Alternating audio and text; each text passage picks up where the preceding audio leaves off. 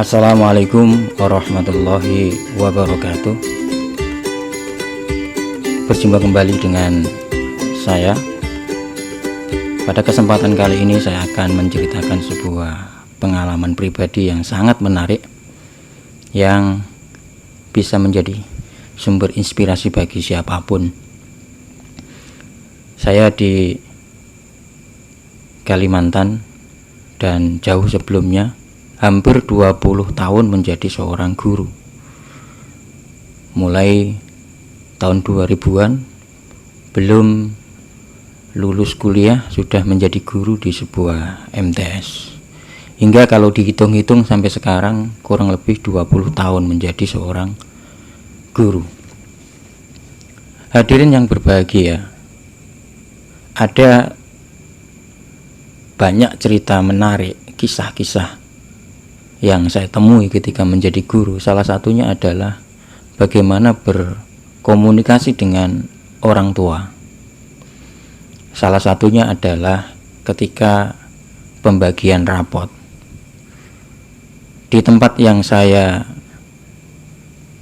kerja sebagai seorang guru, ada sebuah istilah namanya konferensi segitiga atau KST, yaitu sebuah pertemuan antara saya sebagai wali kelas, kemudian anak didik dan kedua orang tuanya, sehingga disebut dengan konferensi segitiga.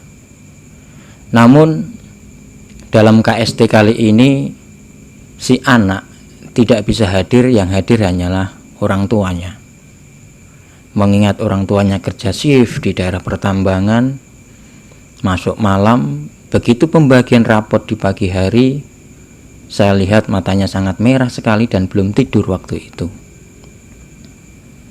Biasanya orang tua, wali murid ketika datang mengambil rapot, yang selalu ditanyakan adalah berapa ranking anaknya, bagaimana nilainya anak-anaknya. Tapi saya melihat ada seorang wali murid yang sangat luar biasa. Dia tidak menanyakan berapa ranking anaknya dan bagaimana nilainya, malah justru bercerita, membagikan cerita pengalaman hidupnya. Dan ini yang sangat saya suka sekali. Bagaimana ceritanya? Ceritanya kurang lebih adalah demikian. Jauh sebelum dia menjadi seorang pegawai di daerah pertambangan batubara terbesar di dunia, ketika kecilnya usia 12 tahun, dia baru masuk sekolah dasar. Bayangkan, usia 12 tahun baru masuk kelas 1 sekolah dasar. Padahal biasanya umur 12 tahun itu seorang anak sudah lulus sekolah dasar. Dan bapak ini umur 12 tahun baru bisa masuk kelas 1. Mengapa bisa demikian? Ceritanya kurang lebih adalah masalah ekonomi. Orang tuanya tidak memiliki harta, tidak memiliki uang untuk menyekolahkan anaknya, sehingga bapak ini, wali murid ini, melakukan inovasi terobosan agar dia bisa sekolah.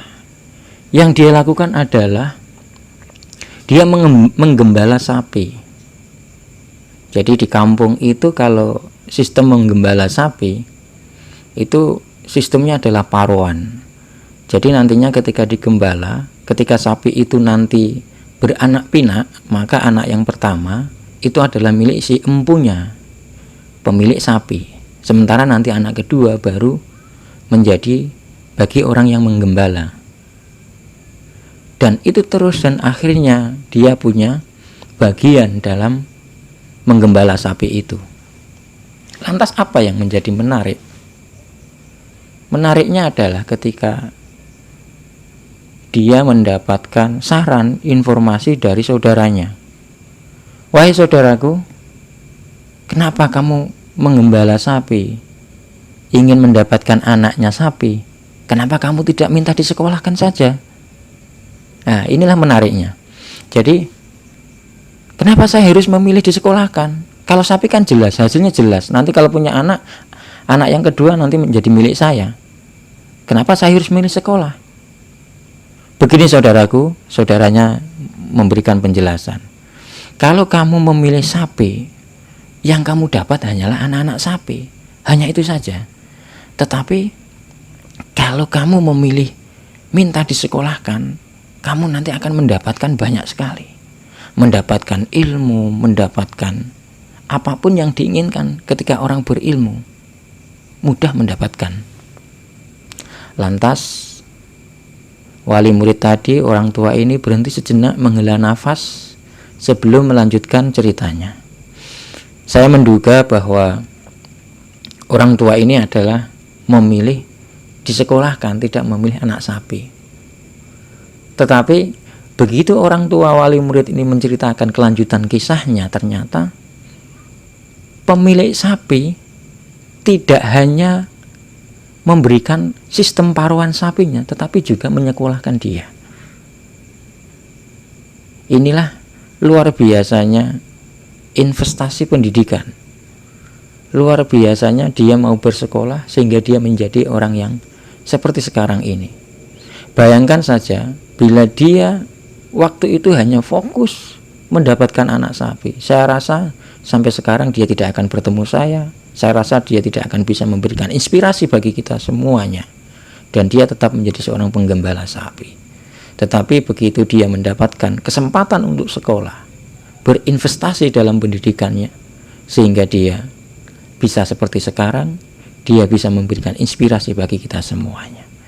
Dan yang lebih luar biasa sekali, dia tidak menanyakan bagaimana nilai-nilai anaknya, bagaimana ranking-ranking sekolah anaknya, tetapi dia pasrah bahwa kadar kemampuan anaknya, dia pasrah bahwa setiap manusia punya kemampuan masing-masing, tidak hanya di akademiknya saja, bisa jadi dia berpikiran bahwa anaknya mampu di bidang yang lain. Untuk itu saya sampaikan salut dan selamat kepada orang tua tadi yang telah memilih pendidikan sebagai investasi untuk dia hidup di masa yang akan datang. Mudah-mudahan saya dan Anda semuanya bisa mengambil inspirasi ini, bahwa sekolah, bahwa belajar, bahwa mencari ilmu tidak hanya terbatas, terputus di saat ini saja, tetapi harus terus dan terus belajar minal lahdi ilal mahdi. Demikian, semoga bermanfaat.